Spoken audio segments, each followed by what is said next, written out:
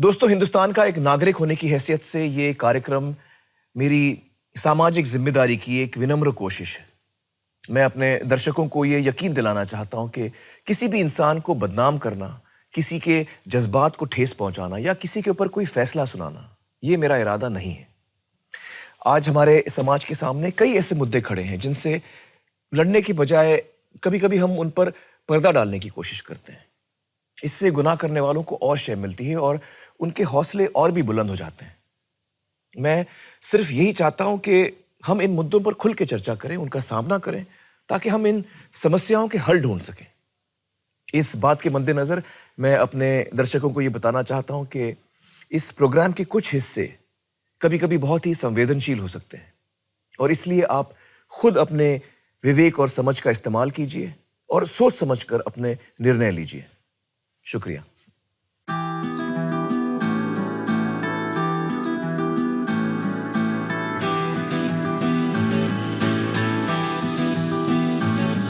तेरा रंग ऐसा चढ़ गया कोई और रंग ना चढ़ सके। तेरा नाम सीने पे लिखा हर कोई आके पढ़ सके।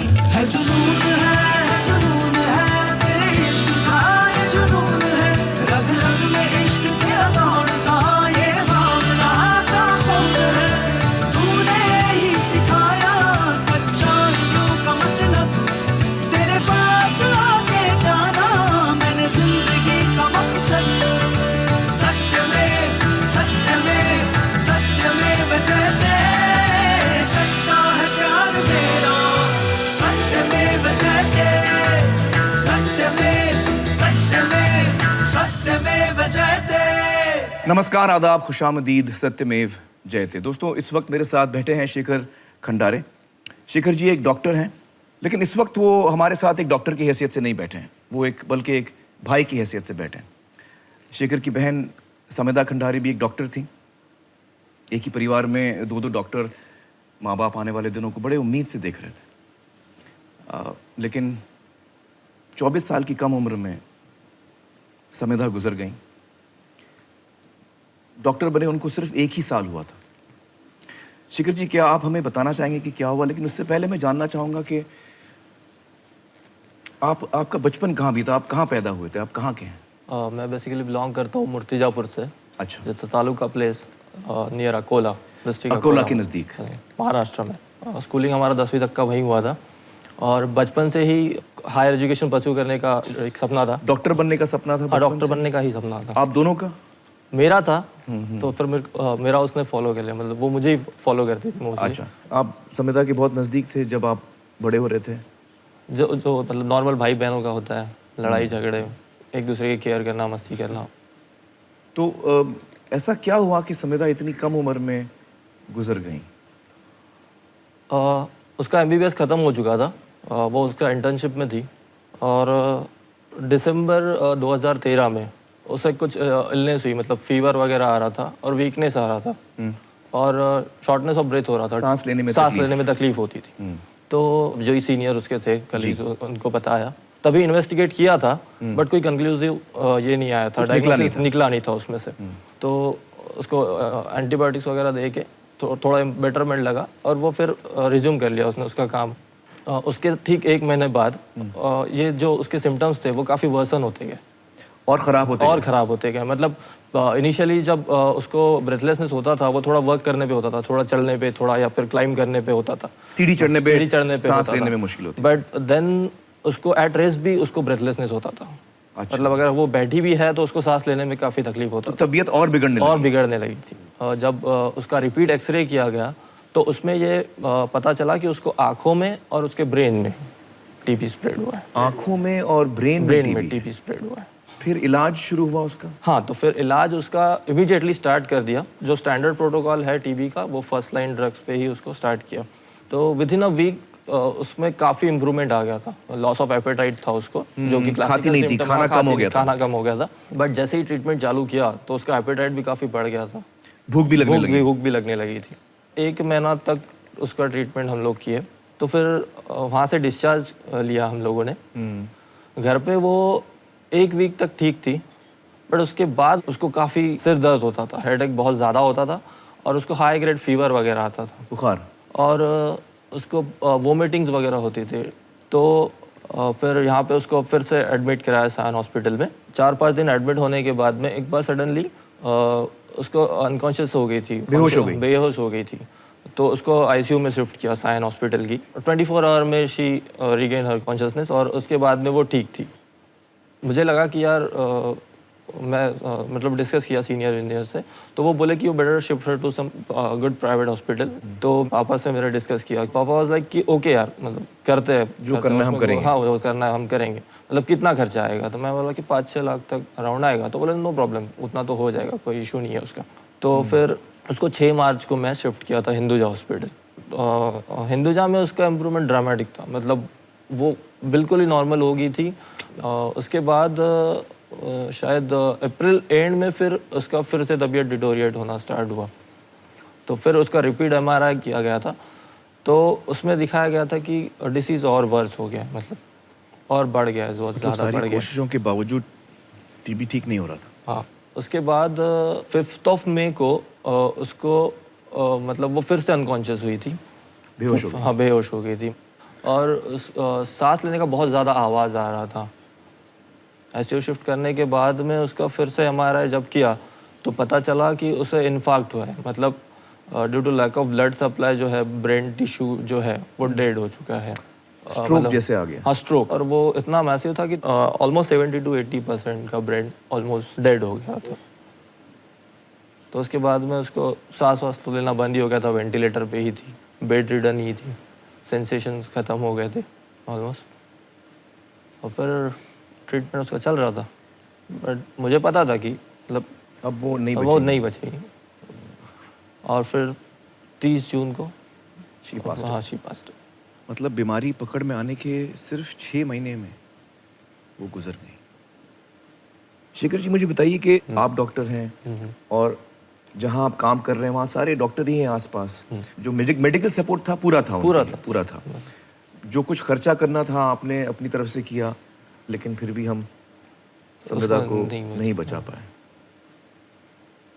मैंने सुना उनका डिग्री जो है वो जब अस्पताल में थी, वो आईसीयू में थी, तभी उसको कॉन्वोकेशन, हाँ, उसको डिग्री, उसका तस्वीर भी आप लाए हाँ, हैं। हम देख सकते हैं वो। हाँ, ये आपकी मदर हैं? मेरी मॉम जी।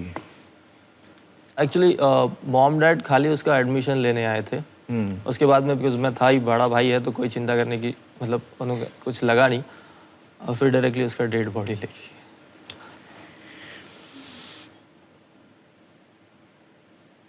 शेखर जी, हम आपके दुख में, आपके परिवार के दुख में आपके साथ हैं। बहुत बहुत शुक्रिया यहाँ आने का और हमसे ये बहुत ही मुश्किल एक हिस्सा जो आपकी ज़िंदगी का है हमसे बांटने का। Thank you so much. दोस्तों, आज तक जो हमारी जानकारी थी टीबी के बारे में, उसके मुताबिक टीबी का इलाज मुमकिन है। इलाज थोड़ा लंबा चलता है, लेकिन अगर हम ठीक से दवाई लें तो हम ठीक हो सकते हैं। तो संविदा के केस में ऐसा क्या हुआ कि सारी कोशिशों के बावजूद डॉक्टर उसको बचा नहीं पाए? टीबी का रोग सदियों पुराना है। माइकोबैक्टीरियम ट्यूबरकुलोसिस नाम के कीटाणु से ये बीमारी होती है। इस कीटाणु को पहचानने और इससे पार पाने का तरीका मेडिकल साइंस को पता है। फिर क्या बात है कि इलाज करने के बावजूद कई बार इस कीटाणु पर काबू पाना मुश्किल हो जाता है। मुंबई के प्रतिष्ठित हिंदुजा अस्पताल में इस विषय पर गहरा रिसर्च चल रहा है। इस रिसर्च में एक प्रमुख भूमिका निभा रहे हैं देश और दुनिया भर में जाने माने TB specialist doctor Jarir Udwadia. Doctor Jarir, आज तक जो हमारी समझ थी टीबी के बारे में वो ये थी कि टीबी का इलाज मुमकिन है। तो संविदा के केस में ऐसा क्या खास हुआ जो सारी कोशिशों के बावजूद डॉक्टर उसको बचा नहीं पाए? The average TB patient, the sensitive TB patient. एक आम सेंसिटिव टीबी पेशेंट का इलाज बहुत ही सीधा और आसान है। सही निगरानी में 6 महीने तक इलाज किया जाए तो 90% मरीज ठीक हो जाते हैं। जब आप सेंसिटिव पेशेंट कहते हैं तो इससे आपका क्या मतलब है? मतलब पेशेंट के अंदर जो टीबी के कीटाणु हैं वो उन 4 दवाओं से मर जाते हैं जो हम उन्हें देते हैं। तो जब मैं दवा लूं तो मुझ पर काम करेगी? जी, बिल्कुल काम करती है। और ये कीटाणु को मारेगी और 6 महीने में मैं ठीक हो जाऊंगा? जी, ये काफी किफायती और असरदार ट्रीटमेंट है जिससे लाखों लोगों की जानें बची हैं। तो संविदा के केस में ऐसा क्या हुआ? बदकिस्मती से ये सिर्फ संविधा की कहानी नहीं है। हमारे देश में एमडीआर टीबी के मरीज दुनिया भर में सबसे ज्यादा हैं। एमडीआर क्या है? क्योंकि हम लोग डॉक्टर नहीं है तो हमको ये समझ में नहीं आता। आम आदमी की भाषा में समझाऊं तो टीबी की दो प्रमुख दवाइयां हैं जिन पर इलाज का बुनियादी दारोमदार होता है, आइजोनाइजिड और रिफैम्पिसिन। अच्छा।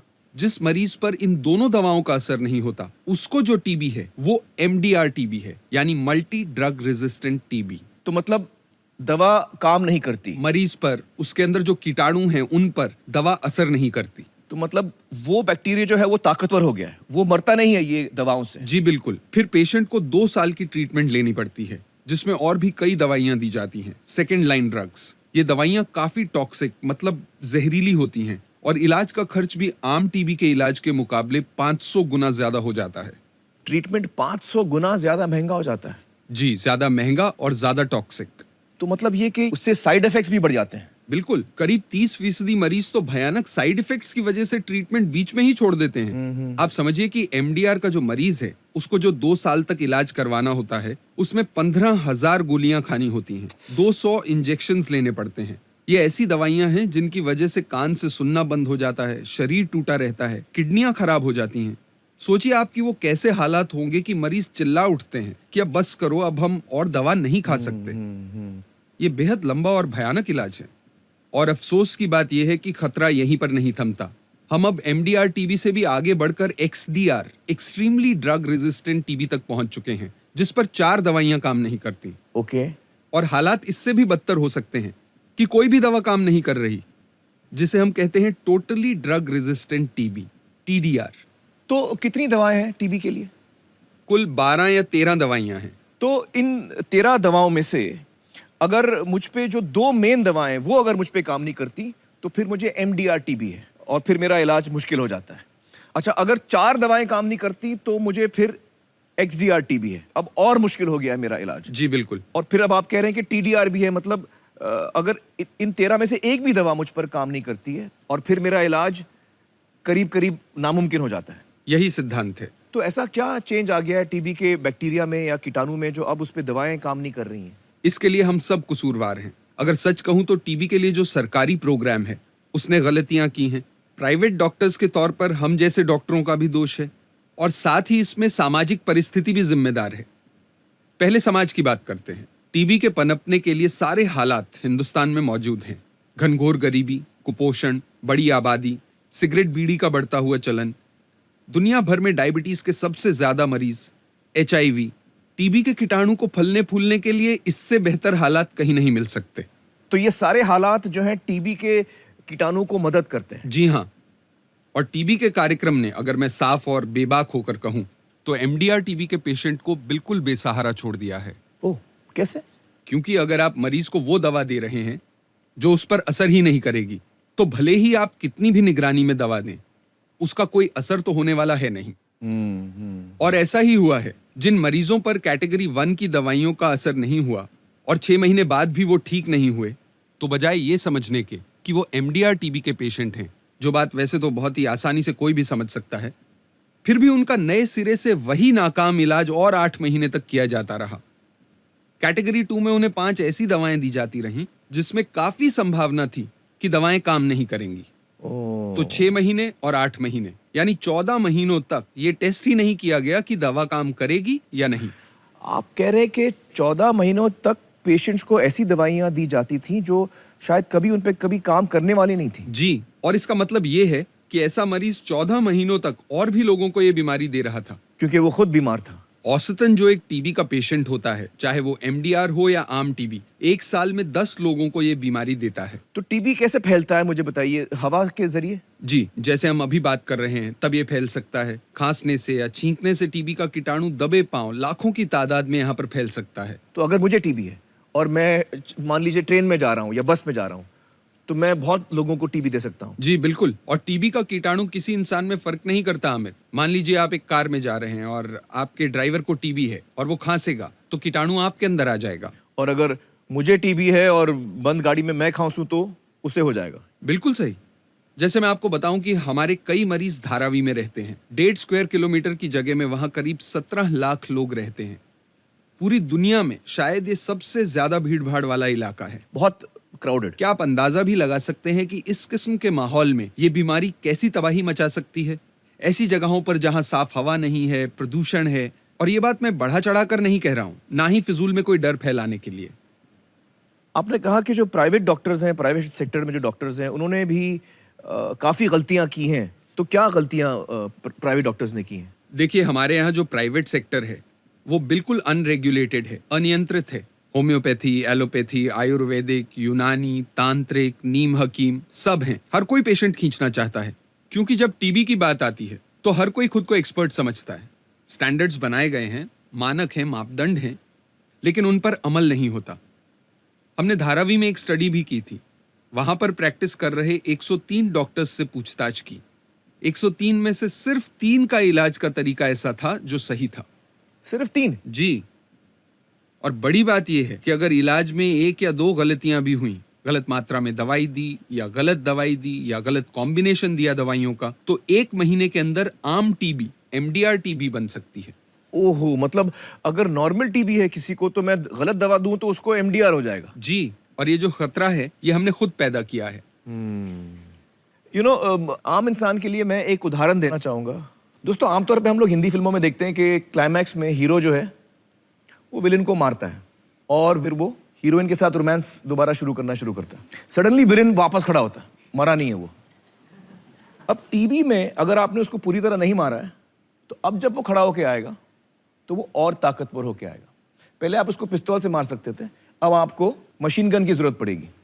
इस दफा भी अगर आपने उसको ठीक से नहीं मारा तो उसके लिए फिर तोप लगेगा। और उसके बाद कोई भी एम्यूनिशन, इस वक्त ऐसे भी टीबी के बैक्टीरिया है जिसपे कोई भी दवा काम नहीं करती। Totally drug resistant TB. मैं करेक्ट बोल रहा हूँ? जी, मिसाल फिल्मी है पर सही है। Well done. But it's important for us to understand कि अगर मुझे नॉर्मल टीबी है और अगर मेरी 6 महीने की दवा है, 1 महीने में मुझे लगता है मैं ठीक हो गया हूं, अब मैं नहीं लेता ये ड्रग क्योंकि मुश्किल भी है लेना, तो मैं खतरे से खेल रहा हूं। तो मतलब अगर आपको टीबी है तो आपके लिए बहुत ही जरूरी हो जाता है कि आप पूरा कोर्स कंप्लीट करें जब तक कि डॉक्टर आपको बताए नहीं कि भैया अब आप क्योर हो गए, अब आप दवा बंद कर सकते हैं। तब तक आपको वो दवा लेनी चाहिए। जी बिल्कुल। डॉक्टर सरीर, मुझे बताइए कि ये समस्या कितनी बड़ी है हमारे देश में? हमारे देश में ये बीमारी महाकाय रूप ले चुकी है। दुनिया भर में टीबी के सबसे ज्यादा मरीज हमारे यहाँ पर हैं। 30 करोड़ लोगों में टीबी के कीटाणु मौजूद हैं और करीब 40 लाख लोगों में ये कीटाणु सक्रिय हैं, मतलब बीमारी का रूप ले चुके हैं, यानी एक्टिव हैं। अगर एमडीआर टीबी की बात करें तो उसमें भी हम सबसे आगे हैं, करीब 1 लाख पेशेंट्स हैं। और ध्यान देने वाली बात यह है कि इन आंकड़ों में प्राइवेट सेक्टर के मरीज शामिल नहीं हैं। अच्छा। जबकि एक के बाद एक स्टडी में ये बात सामने आती है कि 70% मरीज प्राइवेट इलाज करवाते हैं। तो ये आंकड़ा 5 या 10 गुना ज्यादा हो सकता है? 5 से 10 गुना ज्यादा तो होगा ही। तो अगर हम इसी लापरवाही से आगे बढ़ते रहे तो आपको क्या लगता है क्या होगा? हम तबाही की तरफ बढ़ेंगे। एमडीआर के केसेस कई गुना बढ़ जाएंगे और एमडीआर टीबी एक महामारी का रूप ले लेगी, जिसमें से कई केसेस तो लाइलाज होंगे। हाँ, तो मतलब हम एक तरह से एक टाइम बॉम्ब पे इस वक्त बैठे हुए हैं और ज़रूरी है कि हम जल्द से जल्द इसके बारे में सख्त कदम उठाएं। चलिए डॉक्टर जरीर, बहुत बहुत शुक्रिया हमसे बातचीत करने का। Thank you so much. Thanks so much. And shedding lights on this very very big problem that we are facing today. Thank you so much. Thank you. चलिए दोस्तों, अब हम मिलते हैं एक ऐसे इंसान से जो मौत के मुंह से निकलकर वापस आए हैं। एक बड़े बैंक में मैनेजर के पद पर काम कर रहे प्रथमेश अपने परिवार के साथ खुशी से जिंदगी बसर कर रहे थे। लेकिन सितंबर 2010 में अचानक उनकी तबीयत बहुत ज्यादा बिगड़ गई। जांच करवाने पर पता चला कि उन्हें एमडीआर टीबी है। इस बीमारी के इलाज में उन्हें कितनी तकलीफ होने वाली है, इस बात का तब उन्हें कोई अंदाजा नहीं था। प्रथमेश जी, बहुत बहुत शुक्रिया हमसे जुड़ने का। मुझे बताइए कि जब आपको पहले फर्स्ट टाइम पता चला कि आपको टीबी है तो आपको क्या लगा, क्या रिस्पांस था आपका या आपके परिवार का? आज भी मुझे वो दिन याद है। मेरी माँ रो रही थी, मेरी वाइफ रो रही थी, मेरे फादर रोते रोते नीचे चले गए क्योंकि वो मेरे सामने नहीं रोना चाहते थे। और उस समय पे अगर मैं भी खुद टूट जाता तो शायद मैं भी बाहर नहीं आता। इस ट्रीटमेंट के दौरान जो दवाई का जो असर होता है, साइड इफेक्ट्स होते हैं, जो अलग अलग चीज़ें आपको महसूस होती हैं फिजिकली, उसके बारे में हमें बताइए कि कितना मुश्किल था आपके लिए ये। ये टीबी के ट्रीटमेंट में सबसे पेनफुल चीज़ जो होती है वो उसके इंजेक्शंस होते हैं। तो कितने इंजेक्शंस आपको लेने पड़े? मैंने तकरीबन 400 इंजेक्शंस लिए हुए हैं। 400 इंजेक्शंस? 400। एक समय में तो वो सिस्टर भी रोने लग गई कि मैं अभी इंजेक्शन कहाँ दूँ। जो इंजेक्शन मेरे कमर में देते थे वो लिक्विड पूरा बाहर आ जाता था और मुझे पेन होता था, क्योंकि वो एरिया बहुत जैसे ही हार्ड हो वो जाता है। निडल लग गया ना तो मैं पूरा बिस्तर पे एकदम हिल जाता था। पेन में मेरा डिस्क्राइब नहीं कर सकता। और दवाई का जो असर होता था उसमें ऐसा लगता था ना कि वो दीवार सामने है, ये रोज रोज के मरने से अच्छा एक ही टाइम में सर को अपना पटक कर मैं ख़त्म कर दूं खुद को। पैर में जॉइंट्स में पेन होता था, पूरा बॉडी जाम हो जाता था, हिल नहीं पाता था मैं। हेडेक इस तरह से होता था ना जैसे माइग्रेन का किसी को तकलीफ हो, उससे भी वर्स्ट। खाना पीना नहीं जा रहा था, कुछ भी थोड़ा खाया कि उल्टी करना पड़ता था। और उसमें वो वीकनेस मैं फील कर रहा था क्योंकि मेरा वेट लॉस हो रहा था। हाँ। फिर आगे क्या हुआ? आगे ऐसे हो गया कि डॉक्टर ने बोला अभी आपके लंग्स मुझे निकालने पड़ेंगे क्योंकि आपका जो ट्रीटमेंट है वो फर्स्ट लाइन से कंट्रोल नहीं हो रहा, हमें अभी सर्जरी करनी पड़ेगी। अच्छा, आप फेफड़े का एक हिस्सा निकाल दो, ऑपरेशन करना पड़ेगा। तो मैं ऐसे सोच में आया कि 8 महीना तक मैंने इतनी दवाई ली है, इतना टॉर्चर झेला मैंने। झेला है, उसके बाद में अभी मुझे लंग्स निकालना है। तो मेरे फैमिली को तो एकदम शॉक बैठ गया। तो 8 महीना क्या दवाई लिया इसने, और मालूम भी नहीं कि ये क्या है, MDR। और उन्होंने बोल दिया कि ये सर्जरी टेबल पे मर भी सकता है, इसकी हम कोई गारंटी नहीं लेंगे। तो ये ऑपरेशन मतलब काफी खतरनाक ऑपरेशन? बहुत ही खतरनाक है, लेकिन मुझे सिर्फ इतना मालूम था कि मुझे बाहर आना है। तो आपका ऑपरेशन हुआ? फर्स्ट ऑपरेशन मेरा हुआ। तो part of my lungs were removed, एक हिस्सा निकाल दिया था। ऑपरेशन थिएटर से मैं बाहर आया। सबसे पहले तो मैं मूव ही नहीं कर पा रहा था। यानी मैं थोड़ा भी मूव करने का कोशिश किया तो बहुत पेन हो रहा, एक अजीब तरह का पेन, क्योंकि वो अभी निकाला हुआ है ना। 10 दिन बाद मुझे डिस्चार्ज किया, वापस ट्रीटमेंट चालू किया। सब कुछ ठीक ठाक चल रहा था। बीच में ही मुझे इतनी तकलीफ होने लग गई, मुझे सांस लेने में भी दिक्कत हो गई। तो मुझे लगा कुछ है, कुछ गड़बड़ है, कुछ तो है, श्योरली है। तो ब्रोंकोस्कोपी करने के बाद उन्हें पता चला कि अरे ये लैप्स हो गया है, दोबारा हो गया। यस। जब भी ये दोबारा हो गया ना तो मेरे घर में तो ऐसा माहौल था कि मातम छा गया। सब लोग रो रहे थे, जैसे मैं अभी इस दुनिया में है ही नहीं। तो मतलब सर्जरी इतना के 10 महीने बाद मुश्किल ट्रीटमेंट किया आपने, सर्जरी किया, उसके बाद फिर भी आपको पता हो चला गया, कि हाँ। अभी भी वापस आया ये। हो गया, वापस सर्जरी करनी पड़ेगी। तो सेकंड सर्जरी भी हुई आपकी? यस। प्रतिमेश जी, आपका ये पूरा जो ट्रीटमेंट चला, ये कितने देर तक चला ट्रीटमेंट आपका? ये मेरा ट्रीटमेंट ऑलमोस्ट 4 साल अभी चल रहा है। जी। इस बीच आपको एक बच्ची भी हुई? यस। मेरा जो फर्स्ट सर्जरी था फरवरी में, उससे पहले दिसंबर में शी वॉज बॉर्न। सबसे बड़ा जो अफसोस है वो है कि मैं मेरे लड़की का जो पहला चेहरा होता है देखने का, वो मैं देख नहीं पाया। जब आपकी बच्ची पैदा हुई? तो उस समय मैं वहाँ नहीं जा पाया, मैं हॉस्पिटल के नीचे ही खड़ा था। और मेरे भाई ने बालकनी में आके मुझे बताया कि तुझे एक लड़की हुई है। और इतना पेन से मैं कभी नहीं रोया, लेकिन वो एक समय था ना कि 1.5 घंटे तक मैं बहुत रोया। कि आप अपनी बेटी को भी नहीं देख पाया? समाज का क्या रिएक्शन होता है एक टीबी के पेशेंट की तरफ? आपको क्या अनुभव हुआ इसका? लोग आपको इग्नोर कर देते हैं। सामने से आने वाला बंदा जो आपसे रोज बात कर रहा है, आज आपसे बात नहीं कर रहा है, क्योंकि लोगों को तो पता चलता है। जैसे अभी मेरे फैमिली को ही, मेरे father and my mother society में नीचे गए तो कोई ये नहीं पूछता कि आपको कोई हेल्प चाहिए, कोई सपोर्ट चाहिए। सवाल ये पूछे जाते हैं कि अरे टीबी हुआ, कैसे हुआ, ऐसा क्या किया उसने, ये सब क्या किया उसने? हाँ, ये ऐसे सब सवाल हाँ, ये सब सवाल आता है जब भी ये किसी और का बेटा होता है। बिल्कुल सही कहा आपने। जब भी खुद का बेटा हो तो फिर समाज का रिएक्शन कुछ अलग ही होता है। सही है। लेकिन टीबी एक ऐसी बीमारी है, ये किसी को भी हो सकती किसी है। को भी इसमें मैं कोई स्पेशल ये केस नहीं नहीं है हूँ। आप, हाँ, सही। लेकिन मैं ये बोलना चाहूँगा सबको कि किसी को अगर बीमारी हुई है तो उसको आप अपनाओ। और इसमें सबसे बड़ी बात मैं आपको बताऊं प्रतिमेश जी, कि अगर हम इस चीज को अपनाएं तो मैं अपने दोस्तों को भी बोलूंगा, भैया मुझे टीबी है, थोड़ा दूर रह के बात करो। यस। मैं मास्क पहनूंगा, अब अगर मुझे पता है कि लोग मुझे धुतकारेंगे, मुझे भगाएंगे, मुझे हटाएंगे, तो मैं क्यों बोलूं? राइट। फिर मैं भी छुपाऊंगा कि मुझे टीबी है, फिर मैं आपके बीच में बैठूंगा, 10 लोगों को और और दूंगा। दूंगा, सही बात है। तो समाज में हमें इसको एक्सेप्ट करना चाहिए, और वो जितने प्रिकॉशन उसको लेने हैं, हमको लेने हैं, वो हम प्रिकॉशन ले सकते हैं। लेकिन इस दौरान मेरे फैमिली ने जो मुझे सपोर्ट किया है, जो मुझे संभालना चाहिए, तो ये मामले में मैं बहुत खुश नसीब था। और मेरे ऑर्गेनाइजेशन ने भी बहुत मुझे सपोर्ट किया। जहां आप काम करते काम करते हैं, मैं ICICI बैंक में काम करता हूँ, तो बैंक ने जब भी चाहिए तभी छुट्टी दिया, सैलरी चालू रखी। वाह। बहुत बड़ी बात है सर, कोई नहीं करता आज के तारीख में।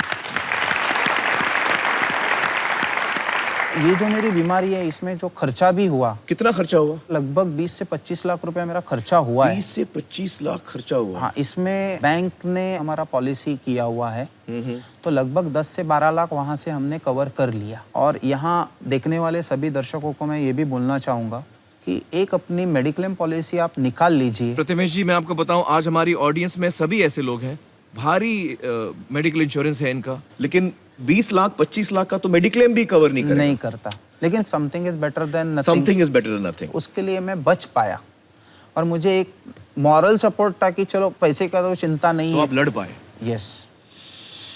चलिए प्रतिमेश जी, हमें बड़ी खुशी है कि आप इस मुश्किल दौर से और मुश्किल बीमारी से आप बाहर निकल आए, और हमारी शुभकामनाएं आपके साथ हैं, आपकी छोटी सी बच्ची के साथ हैं, आपके पूरे परिवार के साथ हैं। बहुत बहुत शुक्रिया हमसे बातचीत करने का। Thank you.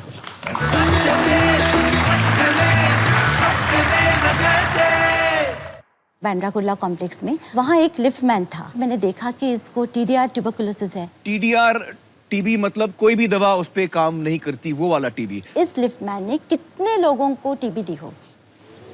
Please welcome Hindustan के चहीते सुपरस्टार और मेरे प्यारे दोस्त सलमान खान।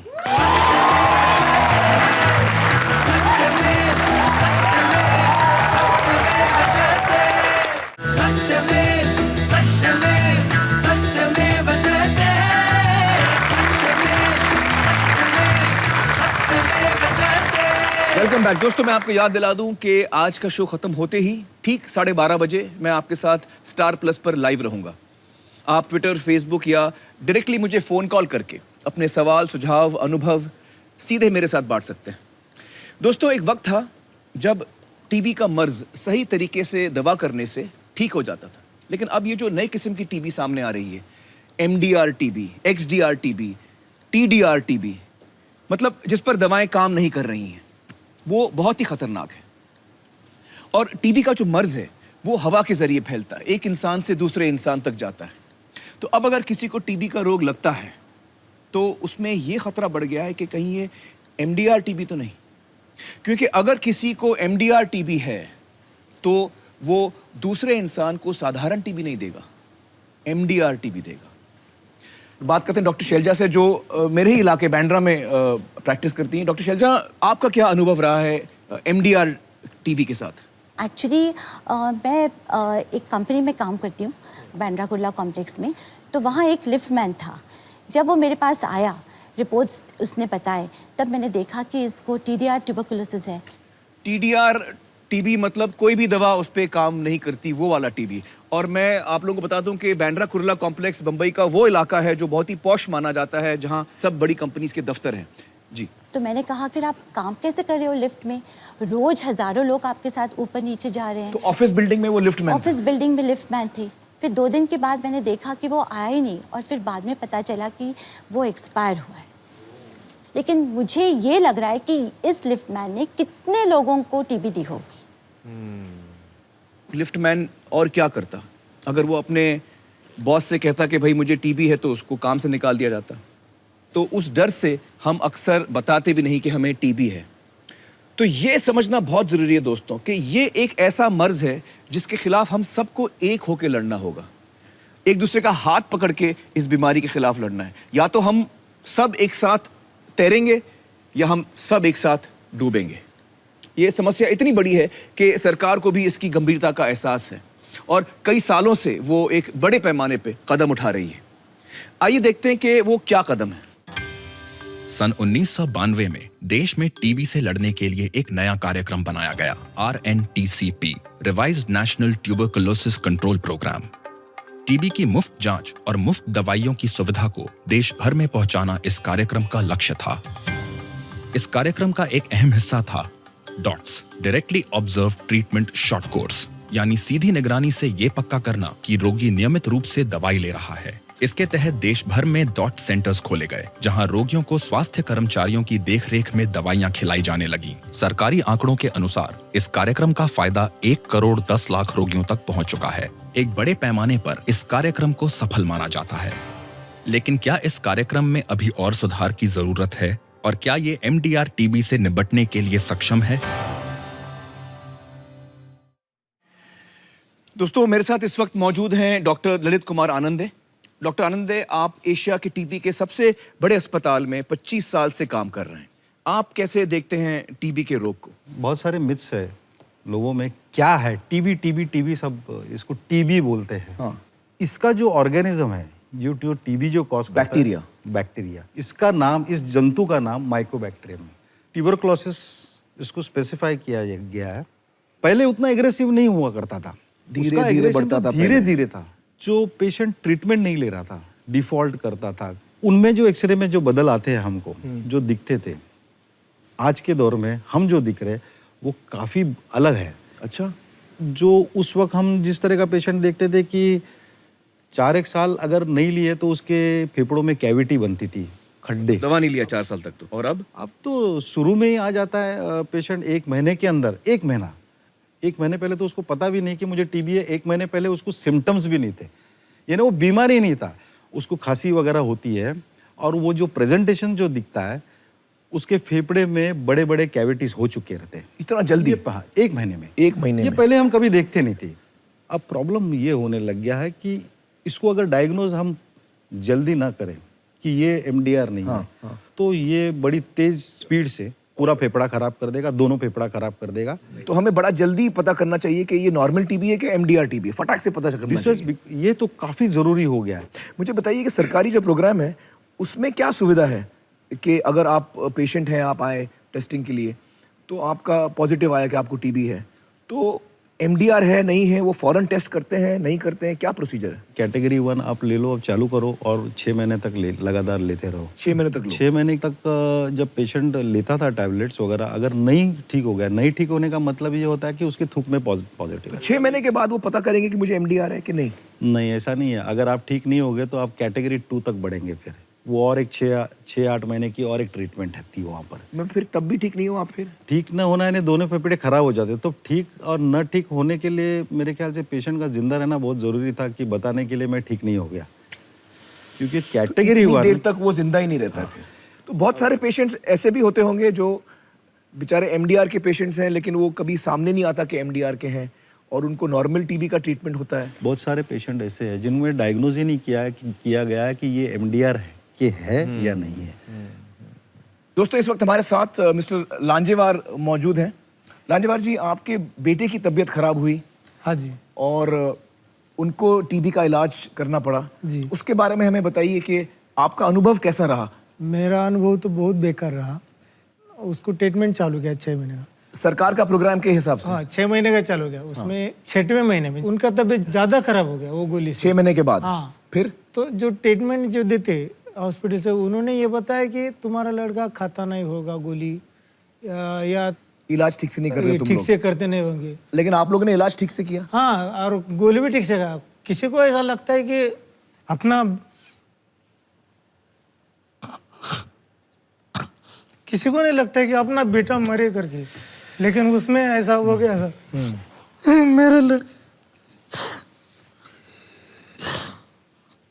मेरे लड़के को ज्यादा हो गया, वही 6वें महीने में। सरकार का जो प्रोग्राम था उसके हिसाब से आपने किया।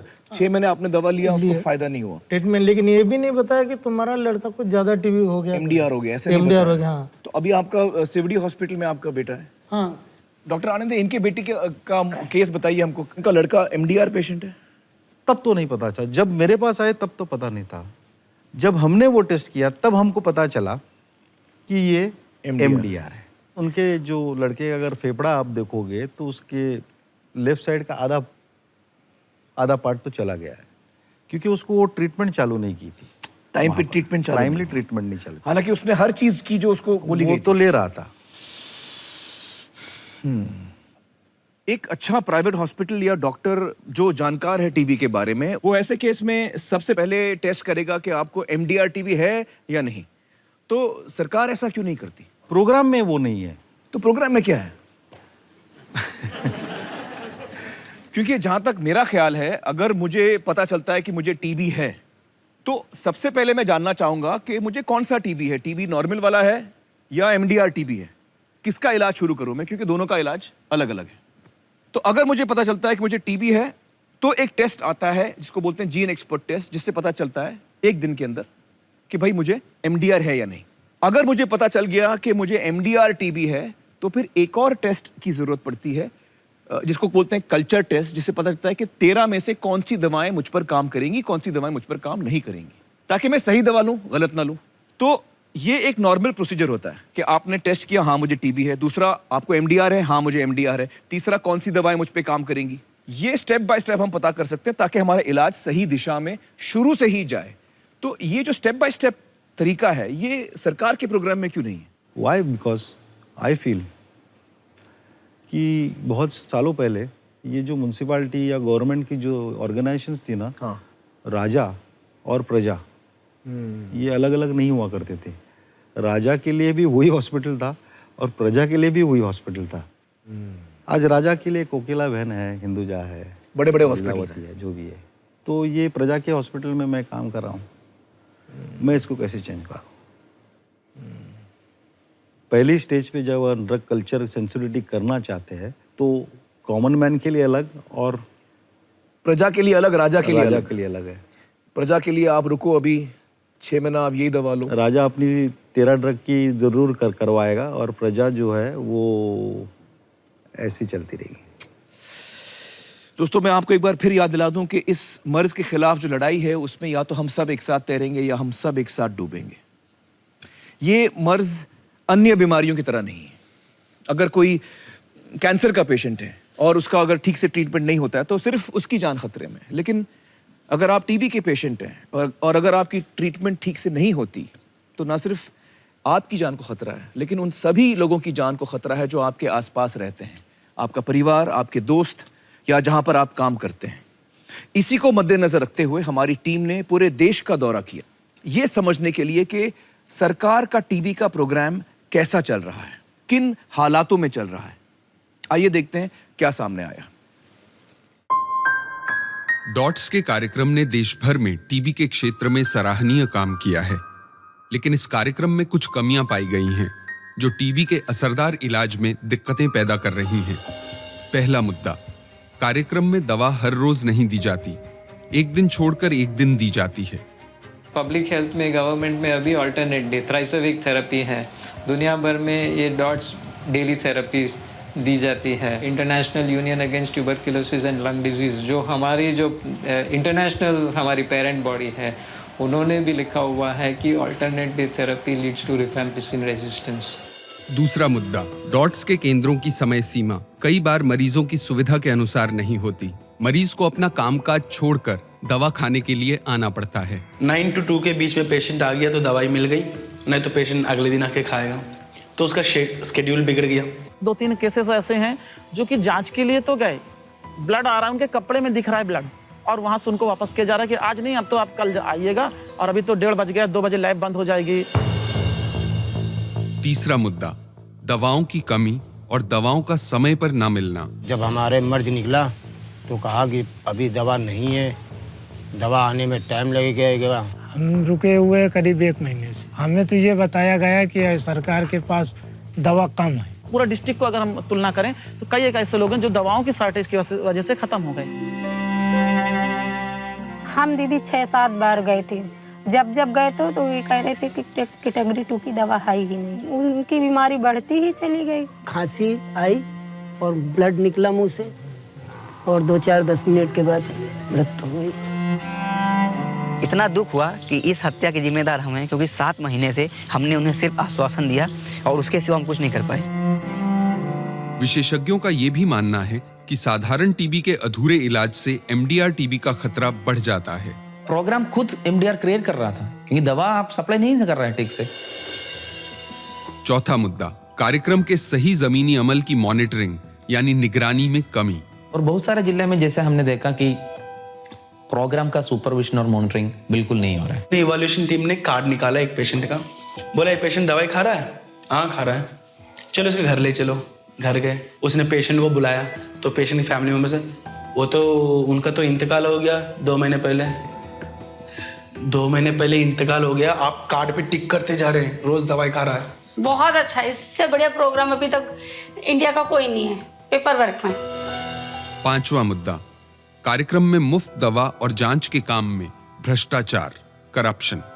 जब दवा लेने पे गया मैं, उन्होंने लिया 100 रुपये आप दीजिए खर्चे के लिए, तब आपको दवा मिलेगी। उन्होंने कहा ये दवा जानते हो कितनी महंगी है?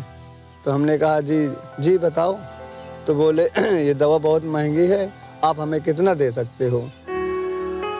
डॉट्स टीबी के इलाज का सही तरीका है, लेकिन कार्यक्रम की इन खामियों की वजह से कई मरीजों की जान खतरे में है। जी मौत है, और क्या दवा नहीं खाएंगे तो।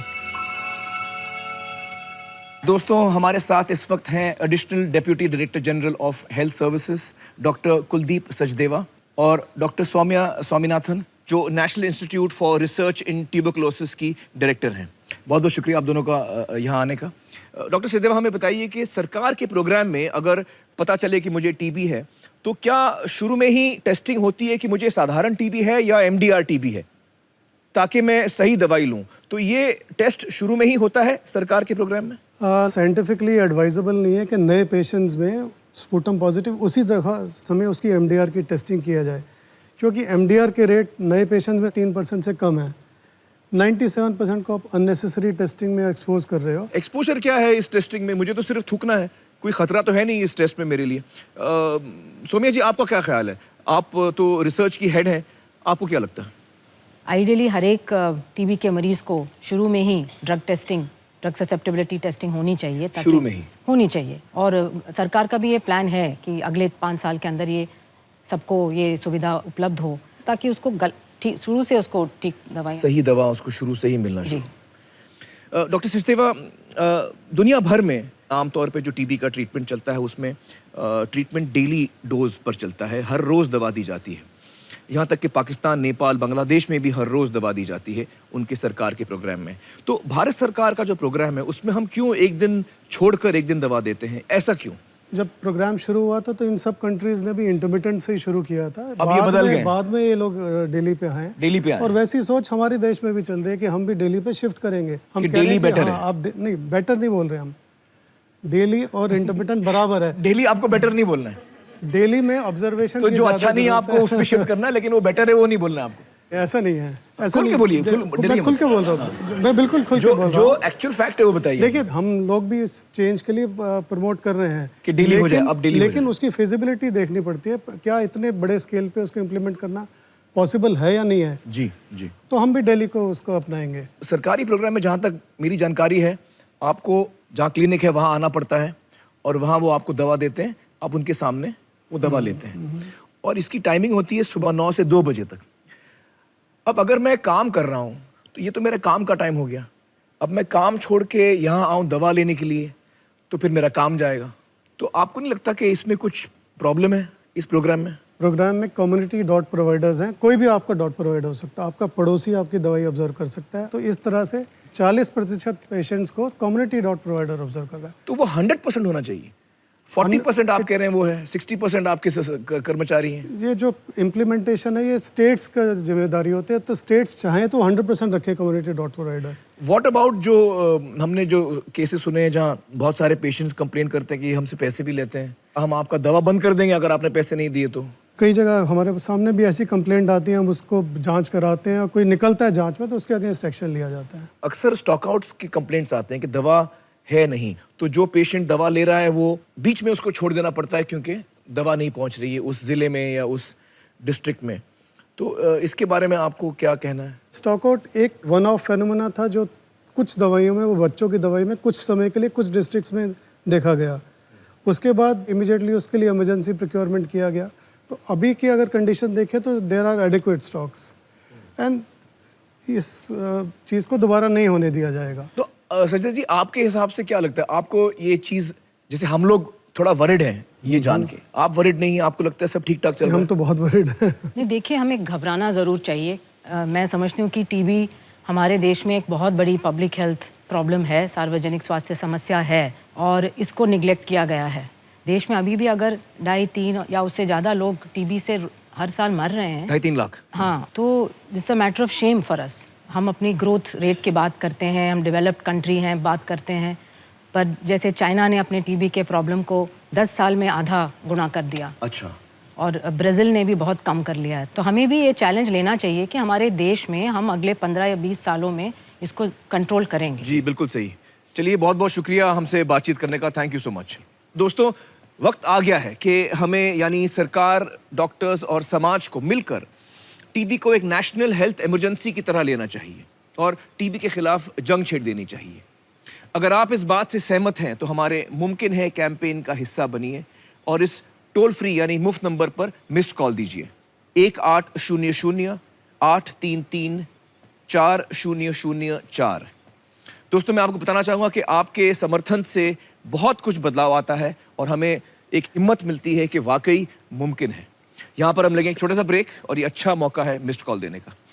दोस्तों, अब मैं आपको मिलवाना चाहता हूँ एक ऐसे डॉक्टर से जिनके पास टीबी के खिलाफ एक जादुई वैक्सीन है। मेरी दादी को टीबी हुई थी। She didn't recognize my father. और उनको ठीक से गले भी नहीं लगा पाई, मिल भी नहीं पाई। कुछ नहीं।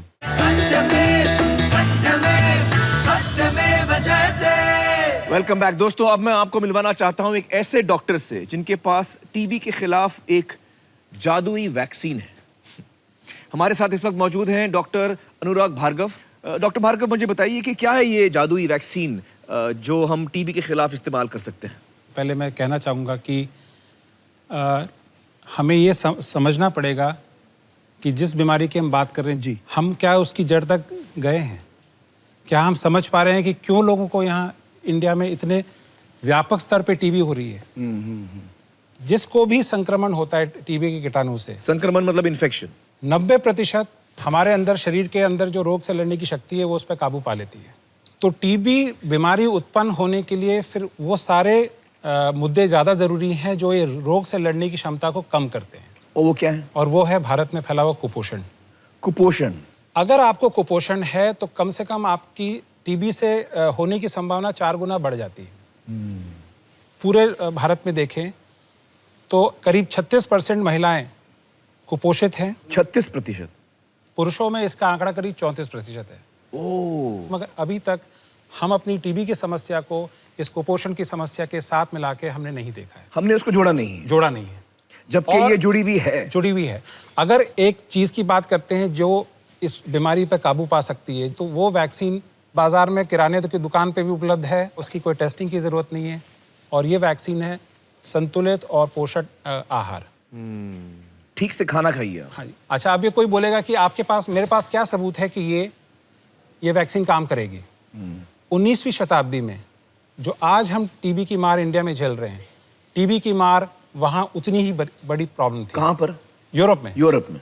ये जान के लोगों को अचंभा होगा कि 1850 से लेके 1950 तक जब कोई दवा उपलब्ध नहीं थी टीबी की, लगातार जब वहाँ जीवन का स्तर बढ़ा और खासकर पोषण का स्तर बढ़ा, तो टीबी का जो प्रचलन थी वो कम हुआ, कई गुना कम हो गया। तो सिर्फ अच्छे पोषण से इतना फर्क हुआ? तो अगर टीबी को के खिलाफ हमको लड़ाई लड़नी है तो उस लड़ाई में हमको कुपोषण को भी हमको हमारा दुश्मन बनाना पड़ेगा। कुपोषण से लड़ते हैं तो शायद हम सिर्फ टीबी से नहीं लड़ेंगे, बहुत सारी और चीजों से लड़ सकेंगे। मतलब अच्छा पोषण सबसे जरूरी कवच है इस जंग में, लिहाजा टीबी के खिलाफ जंग मतलब कुपोषण के खिलाफ जंग। जी चलिए अनुराग जी, बहुत बहुत शुक्रिया हमसे बातचीत करने का, थैंक यू सो मच। दोस्तों, अमेरिका जैसा सुपर पावर का सबसे अमीर शहर न्यूयॉर्क भी टीबी की चपेट में आ गया था, और ये ज्यादा पुरानी नहीं, 90s की बात है। आइए देखते हैं कि न्यूयॉर्क ने टीबी को कैसे हराया। न्यूयॉर्क शहर में टीबी के केसेस सामने आते ही स्वास्थ्य विभाग ने बिना वक्त गंवाए टीबी के खिलाफ एक मुहिम शुरू की। लोगों को टीबी की चपेट से बचाने के लिए सरकार ने टीबी की रोकथाम में लगने वाले पैसे को तुरंत 10 गुना बढ़ा दिया। जगह जगह टीबी क्योर सेंटर्स खोले गए। इरादा बिल्कुल साफ था, अगर टीबी मुक्त शहर बनाना है तो शहर का एक भी व्यक्ति इलाज से अछूता नहीं रहना चाहिए। इस बात का इंतजार नहीं किया गया कि मरीज खुद बीमारी की शिकायत लेकर अस्पताल आए, बल्कि जोशीले कार्यकर्ताओं की ऐसी टुकड़ियां तैयार की गईं जो घरों, स्कूलों, हॉस्टल्स जैसी जगहों पर जाकर लोगों तक टीबी की दवा की खुराक रोजाना पहुंचाने लगी। क्रिमिनल्स, ड्रग डीलर्स या देह व्यापार से जुड़े लोगों का विश्वास जीतकर उनके अड्डों तक पहुंचकर भी कार्यकर्ताओं ने उनका इलाज किया। जरूरतमंद लोगों के लिए खाने का इंतजाम भी किया गया ताकि वो इस रोग से लड़ सकें।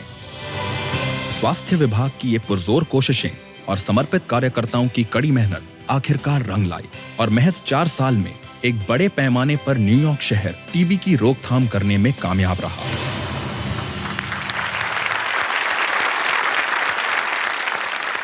चलिए दोस्तों, अब 3G लिंक के जरिए जुड़ते हैं रिबेका स्टीवंस के साथ, जिन्होंने न्यूयॉर्क में इस लड़ाई में एक सिपाही का काम किया था। Thank you Rebecca for joining us. Thank you so much. Hi, how are you? Very well, thank you. Rebecca, आपने कई टीबी के मरीजों के साथ काम किया है, उनमें से कई गैंगस्टर्स, ड्रग डीलर्स, इस किस्म के लोग थे, तो आपके लिए ये काफी अजीब रहा होगा ऐसे मरीजों के साथ काम करना। Yes, I mean, I worked in Newark and at the time there was a lot. जब मैं न्यूयॉर्क में काम कर रही थी उस वक्त वहाँ काफी क्राइम का माहौल था। मैंने अपनी आंखों से देखा है कि लोग बंदूकें लेकर एक दूसरे को मारने के लिए दौड़ रहे हैं, गैंग वॉर्स हो रही हैं।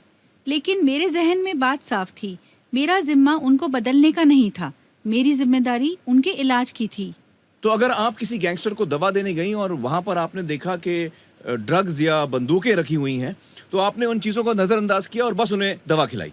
जी हाँ, मैं हमेशा सबको यही कहती हूँ कि हो सकता है कि उनके कामों से हम सहमत ना हो, फिर वो चाहे ड्रग्स बेचते हो या देह व्यापार करते हो, पर वो इंसान बीमार है और उसे हमारी मदद की ज़रूरत है और उनकी मदद करना हमारा फ़र्ज़ है, ना कि उनकी ज़िंदगी पर या उन पर कोई फैसला सुनाना। रिबेका, इतना बेहतरीन काम करने के लिए मैं आपको और आपके साथियों को बधाई देना चाहता हूँ। Thank you so much for talking to us. Thank you. You're more than welcome. It was my pleasure. Thank you. दोस्तों, अमेरिका ने पहचाना है कि जो डॉट्स प्रोवाइडर है, वो इंसान जो खुद रोगी को दवा देता है, वो बहुत ही अहम भूमिका निभाता है इस लड़ाई में टीबी के खिलाफ। इसी तरह हिंदुस्तान में भी एक संस्था है जिसने डॉट्स प्रोवाइडर, दवा देने वाले की अहमियत को समझा है। ऑपरेशन आशा ने डॉट्स के जमीनी अमल में कई खास सुधार किए हैं। मरीजों को दवा लेने में दिक्कत ना हो, इसलिए डॉट सेंटर्स को रोगियों के नजदीक लाया गया है। गली गली पान की दुकान टीबी की दवाई रख लेंगे, मंदिर, मस्जिद, गुरुद्वारे, किसी मरीज को दवाई खाने के लिए दूर नहीं जाना पड़े। इन केंद्रों में डॉट्स प्रोवाइडर्स भी उसी इलाके के लोग होते हैं। और जो हमारा हेल्थ वर्कर है वो उसी एरिया का और उन्हीं लोगों का आदमी है, उनका अपने परिवार का है, जो उन लोगों से बातचीत कर सके, उन लोगों को समझा सके। जब कोई मरीज़ दवाई खाने नहीं आए तो हम लोग अपने प्रोवाइडर से उम्मीद करते हैं कि मरीज़ नहीं आया, आप उसको फॉलो करें। अब हमारे हेल्थ वर्कर ने फॉलो किया या नहीं किया, या हो सकता है उसने फॉलो नहीं किया और हमसे आके कह दिया कि मैम हमने तो दवाई खिला दी, इसलिए हमने सोचा कि सुपरविजन ज़रूरी है। मरीज नियमित रूप से दवा ले रहा है या नहीं, इस निगरानी के लिए ई-कॉम्प्लायंस नाम का एक सॉफ्टवेयर तैयार किया गया है। हर बार दवा देते वक्त साथ ही मरीज का फिंगरप्रिंट यानी उंगली का निशान भी लिया जाता है, जो इस बात का सबूत होता है कि मरीज ने दवा खाई है। मैं आपको एक क्लिक पर, जो हमारा डेटाबेस है, एक क्लिक पर दिखा सकती हूँ कितने सेंटर्स हैं, हर सेंटर में कितने मरीज हैं, कौन प्रोवाइडर है, कौन मरीज आया, कौन मरीज नहीं आया, एवरीथिंग इज अवेलेबल। एक और जहां ये तकनीक असरदार है, वहीं किफायती भी। हमारी एक्स्ट्रा लागत हर मरीज पर सिर्फ टोटल 150 रुपया है। 6 महीने का इलाज है, 150 रुपये का एक्स्ट्रा खर्चा कुछ भी नहीं है। समर्पित कार्यकर्ताओं की मेहनत और टेक्नोलॉजी के इस्तेमाल से ऑपरेशन आशा ने टीबी के इलाज में बेहतरीन नतीजे हासिल किए हैं। हमारे सारे मरीजों ने इलाज पूरा किया है, कोई भी मरीज ने हमारा इलाज छोड़ा नहीं है।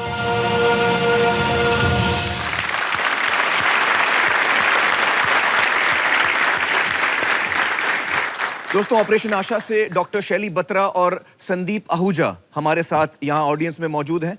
दोस्तों, ऑपरेशन आशा के बेहतरीन काम में अगर आप भी हाथ बटाना चाहते हैं तो अपने स्क्रीन पर दिए गए नाम से चेक बनाइए और अपनी नज़दीकी एक्सिस बैंक शाखा पर जमा कराइए। आप उनकी वेबसाइट पर ऑनलाइन ट्रांसफर भी कर सकते हैं। इसकी पूरी जानकारी आपको एक्सिस बैंक की किसी भी शाखा पर मिल जाएगी। आप एयरटेल मनी के जरिए भी उनको योगदान दे सकते हैं। उसकी जानकारी इस वक्त आपकी स्क्रीन पर है। इसके अलावा हमारी फिलैंथ्रोपी पार्टनर रिलायंस फाउंडेशन भी ऑपरेशन आशा को 1 करोड़ रुपयों का योगदान देगी।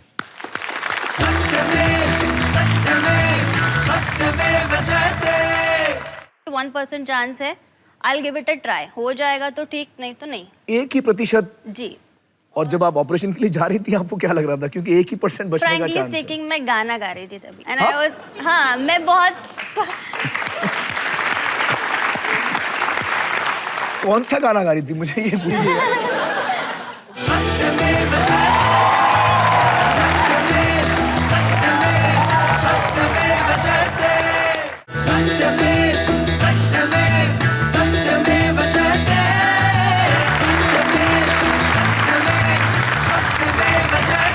वेलकम बैक दोस्तों। अब मैं आपको एक ऐसे योद्धा से मिलाना चाहता हूं जिसका नारा रहा है हिम्मते मर्दा मदद खुदा।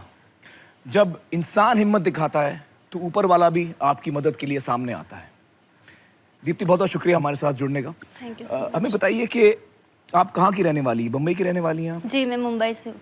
आप क्या काम करती थी? जब भी मुझे टीबी डिटेक्ट हुआ था तभी मैं बोर्ड के एग्जाम्स दे रही थी। क्या उम्र थी? क्या उम्र थी आपकी? 16 साल की थी। जी।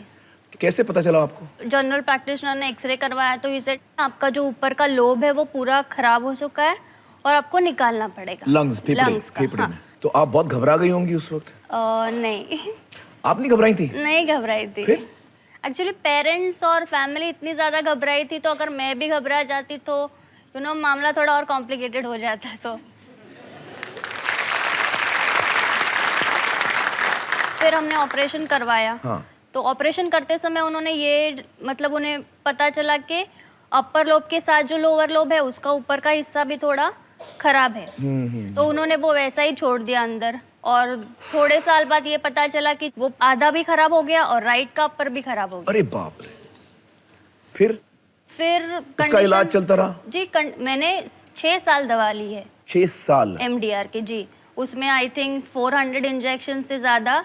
400 इंजेक्शन? जी।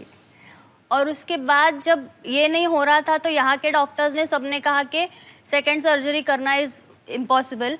कोई डॉक्टर नहीं था जो ऑपरेट कर सके मेरे ऊपर। मैं आपको एक डॉक्टर के बारे में बताना चाहती हूँ कि मेरे माँ बाप हर उस डॉक्टर के पास गए जो फेमस है, और तो उन्होंने कहा कि आप क्या पागल हो गए कि आपकी बेटी की केस ऐसी है, उसे खाना पीना खिलाओ, 6 महीने हैं, उसके साथ टाइम स्पेंड करो, क्यों उसके पीछे दवा के पीछे खर्चा कर रहे हो?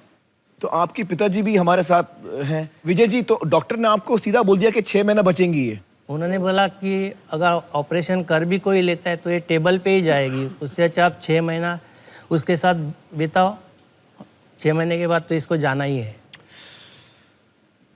तो उस वक्त आपका क्या वजन क्या था उस वक्त आपका? 28 किलो। जी। फिर उसके बाद क्या हुआ? जसलोक हॉस्पिटल में डॉक्टर श्रीपाल दोषी है, तो उनसे कांटेक्ट किया। उन्होंने भी ये कहा कि 1% चांस है, I will give it a try. हो जाएगा तो ठीक, नहीं तो नहीं। 1% जी। तो फिर उन्होंने कहा कि आपको करना है, तो मैंने कहा ऑफ कोर्स करना है, क्योंकि कैसे था ना कि तकलीफ अगर होने वाली है तो व्हाई नॉट, क्योंकि बाकी के लोग जो सफ़र करते हैं हमारे परिवार, वो देखा नहीं जाता। मैं खून की उल्टियाँ कर रही हूँ, खा नहीं रही हूँ। तो आप चाह रही थी कि आप जो हो जाए वो जो हो जाए जल्दी हो जाए, अच्छी हुई तो अच्छी, नहीं तो फिर व्हाटएवर। तो फिर आपने वो ऑपरेशन कराया? जी। और जब आप ऑपरेशन के लिए जा रही थी आपको क्या लग रहा था, क्योंकि 1% बचने का फ्रैंकली चांस है? स्पीकिंग मैं गाना गा रही थी तभी एंड आई वाज, हाँ मैं बहुत कौन सा गाना गा रही थी मुझे ये पूछना? मुझे अभी याद नहीं, लेकिन मैं गाना गा रही थी। तो फिर याद करिए, हमको भी बता दीजिए। वो गाना बड़े काम का है। हाँ? तो मेरे पेरेंट्स वाज लाइक कि क्या तुझे कुछ नहीं, मैं आ रही हूँ वापस, आई एम जस्ट कमिंग, थोड़े घंटे में आ रही हूँ। तो वो कुछ 4 घंटे की सर्जरी थी, लेकिन कुछ 8 घंटे लगे। तो डॉक्टर ने जब ओपन किया तो उन्होंने देखा कि सब पेट तक वो सब फैला है, तो he can't do anything. He just thought कि मैं इसे फिर से बंद कर देता हूँ and I just give up. लेकिन उन्होंने भी थोड़ी विल पावर दिखाई, हिम्मत उन्होंने दिखाई, किया। हाँ, हाँ। और देन उन्होंने कहा कि 3 दिन वेंटिलेटर पे रहेगी पेशेंट, फिर उसके बाद ही बता सकते हैं चांसेस। लेकिन मैं इवनिंग में होश में आई and second day I was out of the ICU। वाह।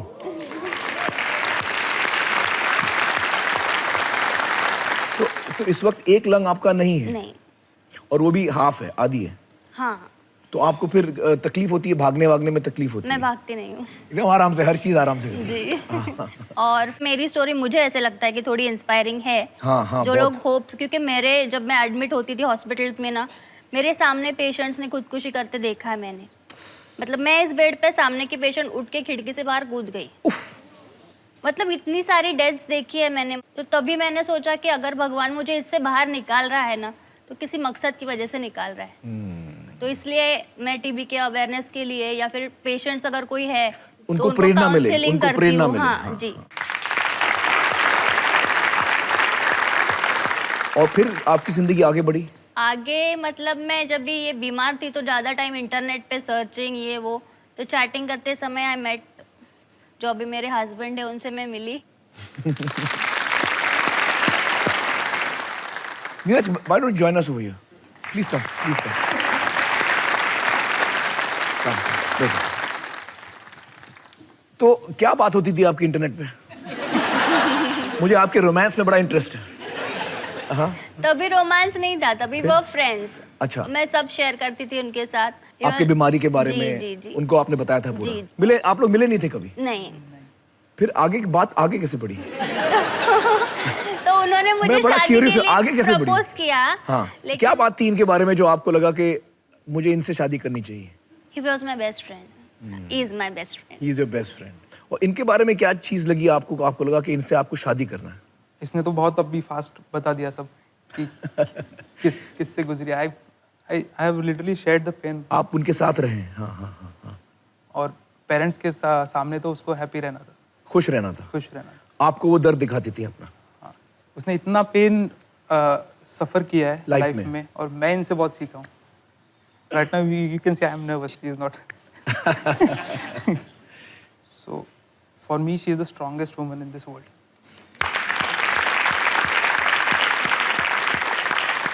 और क्या खास देखा आपने इनके बारे में? मैंने तो देखा ही नहीं था उसको। मैंने फोन पे प्रपोज किया था। अच्छा, फोन पे प्रपोज? बिना देखे प्रपोज किया। क्या बात कर रहे हैं आप? अच्छा, फोटोग्राफ भी नहीं देखा था? वो मुझे भेजती नहीं थी फोटो। तो आज पता चला कि लव इज ट्रूली ब्लाइंड। आपके जो इन-लॉज हैं, नीरज के पेरेंट्स, उनको भी पता है पूरा आपके बारे में? जी, जी। उनको कोई दिक्कत नहीं हुई थी? दिक्कत इन द सेंस दिक्कत नहीं थी, लेकिन कंसर्न था कि फिक्र थी उनको? फिक्र थी कि married life you know how it is की। लेकिन मैं आपको मेरे इन-लॉज के बारे में एक बताना चाहती हूँ कि मेरे फादर इन लॉ, उन्होंने मेरे डैडी से जब शादी करते यूजुअली हम लोग बोलते हैं कि क्या दूँ क्या लूँ ये सब, उन्होंने इतना बोला कि आपकी बेटी अभी मेरे घर आ रही है, तो मुझे सिर्फ इतना बताइए कि उसकी केयर मुझे कैसे करनी है।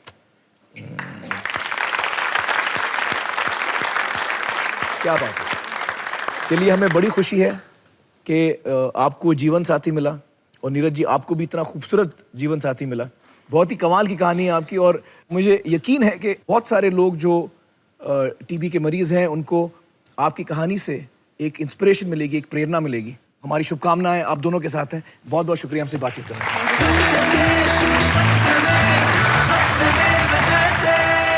प्लीज वेलकम हिंदुस्तान के चहीते सुपरस्टार और मेरे प्यारे दोस्त सलमान खान।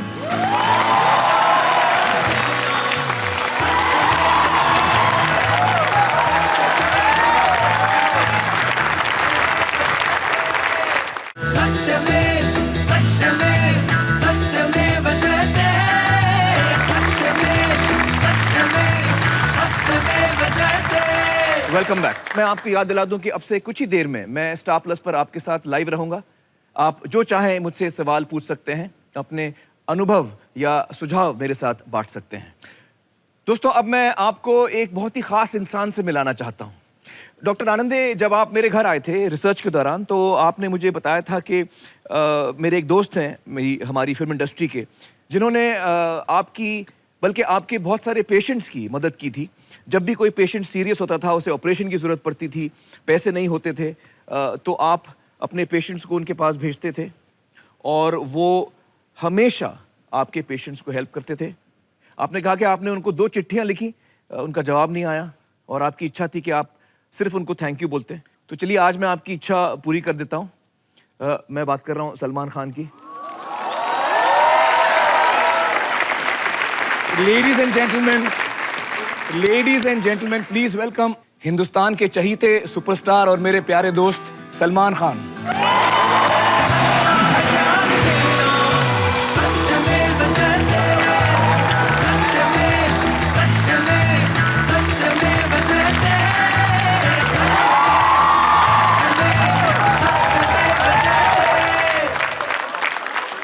आर्यन जी आइए, आपको जो उनको बोलना अभी आप बोल सकते हैं। बिकॉज मैंने इतनी बार लेटर लिखे जो थे, 3 बार तो हमने कोशिश की थी कि सर मैं इनके एसएमएस का जवाब नहीं देता सर।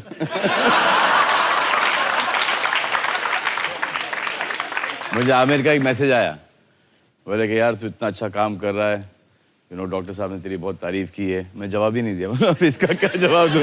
हाँ कि मैं बहुत अच्छा काम कर रहा हूँ, थैंक यू आमिर। फिर मैं इसके घर गया, मैं बोला यार तू शो पे आ, डॉक्टर से मिल, उनको बड़ा अच्छा लगेगा और लोगों को भी बड़ा अच्छा लगेगा कि तू इतना अच्छा काम कर रहा है और लोगों की इतनी हेल्प हो रही है।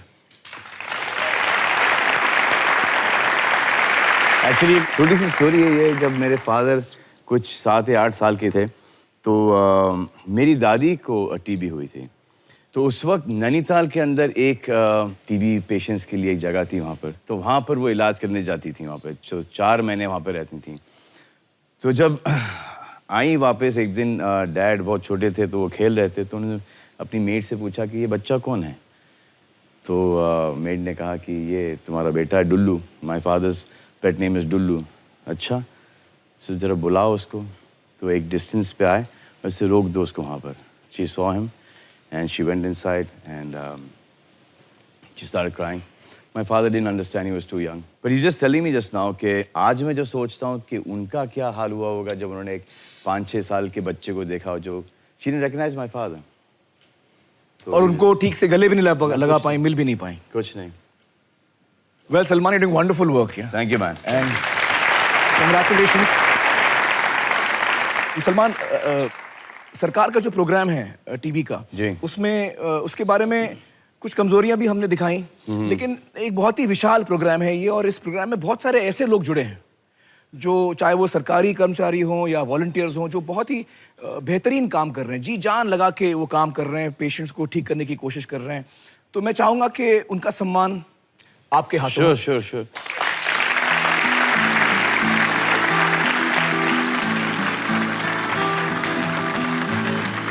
चेन्नई के मीनाक्षी सुंदरम। लोगों की मदद करके मुझे बहुत खुशी मिलती है। मैं अपनी आखिरी सांस तक ये काम करता रहूंगा। अहमदाबाद के धीरज कुमार। मैं किसी का जिंदगी तो बचा सकता हूँ, मेरे को तो अच्छा लगता है कि मेरे से एक अच्छा काम हो जाता है। केरल की शमशाद बीवी। टीबी पेशेंट्स की सेवा करके मुझे बहुत संतोष मिलता है। ये काम मुझे अच्छा लगता है। चंडीगढ़ की श्रीमती परमजीत कौर। जैसे हम अपने बच्चों को देख रहे हैं तो ऐसे हम अपने पेशेंट को भी देख रहे हैं। चंडीगढ़ से ही डॉक्टर जगदीश सैनी। दवाई सरकार की है, सर्विस हमारी सर्विस करने से किसी का भला हो, मुझे तो अच्छा लगता है। पश्चिम बंगाल से कृष्ण चंद्र दास। मेरे इलाके के लोग अगर ठीक होते हैं, इस रोग से मुक्ति पाते हैं, तो इससे अच्छी बात क्या हो सकती है।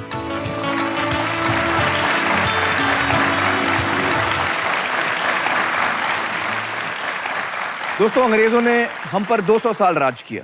कैसे? डिवाइड एंड रूल, हमको बांटकर हम पर राज किया।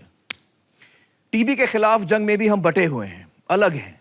राजा के लिए अलग इलाज, प्रजा के लिए अलग इलाज, और इस चक्कर में टीबी का कीटाणु और ताकतवर हो रहा है।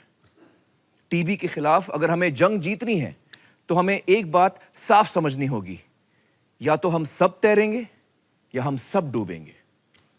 इस विश्वास के साथ कि हमारे लिए हर जान कीमती है और हम किसी का भी हाथ नहीं छोड़ेंगे। जय हिंद, सत्यमेव जयते।